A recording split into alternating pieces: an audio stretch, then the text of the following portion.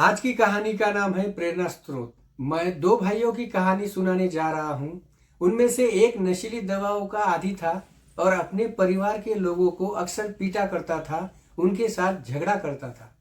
जबकि दूसरा काफी सफल था और समाज में सम्मानित था और उसका एक अच्छा परिवार था।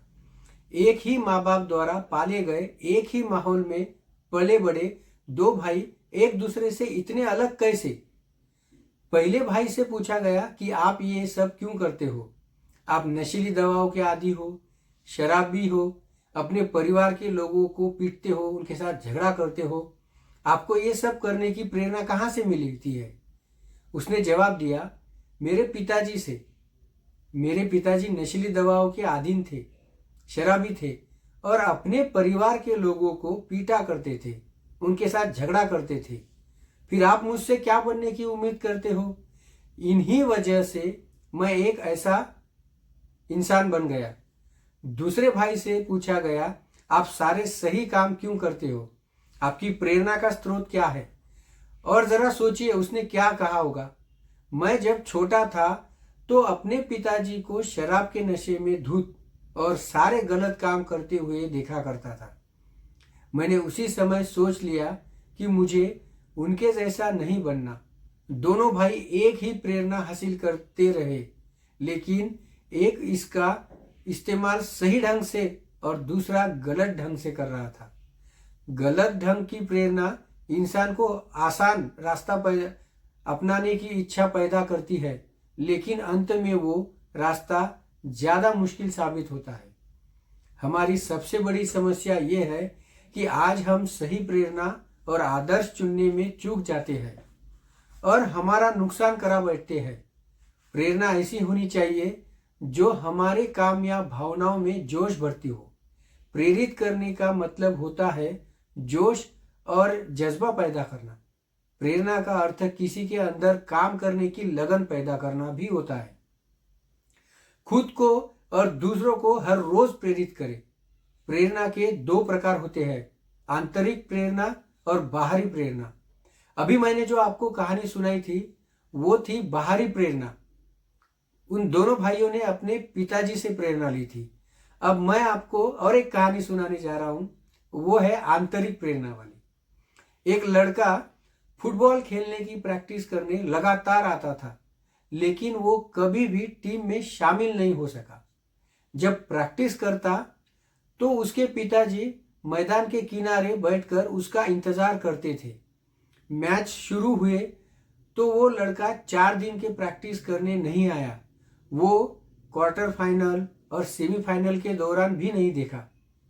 लेकिन वो लड़का जिस दिन फाइनल मैच थी उस दिन आया और उसने कोच से पास जाकर बोला, मुझे हमेशा रिजर्व खिलाड़ी में रखा और कभी टीम में खेलने नहीं दिया, लेकिन कृपा करके आज मुझे खेलने दे।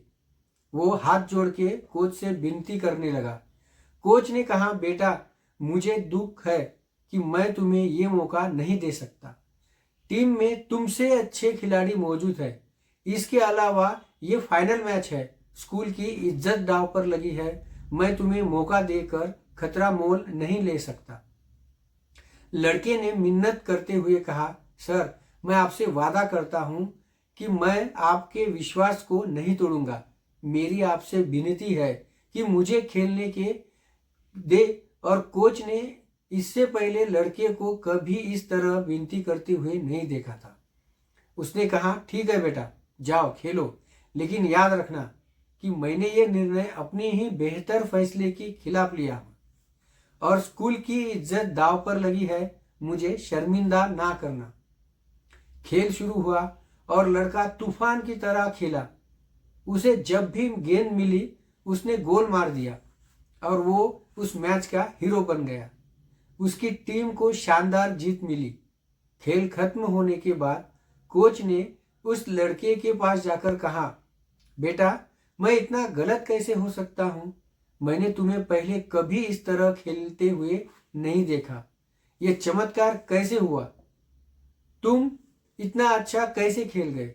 लड़के ने जवाब दिया, कोच आज मेरे पिताजी मुझे खेलते हुए देख रहे थे।